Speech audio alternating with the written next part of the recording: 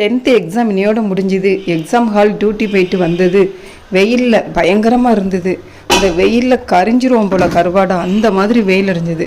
சரி, வெயிலுக்கு நல்லா கூல் பண்ணுற மாதிரி ஏதாவது ஒரு ஜூஸ் வெளியே வாங்கலாம் அப்படின்னா அதுக்கு கூட நிற்க முடியாத அளவுக்கு பயங்கரமாக வெயில் இருந்தது.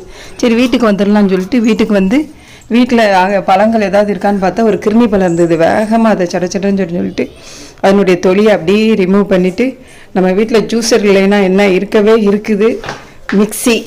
அந்த மிக்சியில் உள்ள பெரிய ஜாரில் அதை வேகமாக பொடி பொடி பீஸாக வெட்டி போட்டுட்டேன். இதுங்களா இவ்வளோ அழகாக வெட்டியாச்சு. கடன்னு அதை வெட்டி போட்டு உடனே இதுக்கு கொஞ்சம் டேஸ்ட்டு கம்மியாக இருக்கும், ஆனால் உடம்புக்கு நல்ல குளிர்ச்சி. 2 ஸ்பூன் நாட்டு சர்க்கரை அதில் போட்டு மிக்சியில் போய் நல்லா அடித்து எடுத்துகிட்டு வந்தாச்சு. அதை ஒரு டம்ளரில் ஊற்றி குடித்தா பாருங்கள், என்ன டேஸ்ட்டு. அதுக்கப்புறம் தான்ப்பா நல்லா அந்த ஹீட் அமர்ந்த மாதிரி இருந்தது.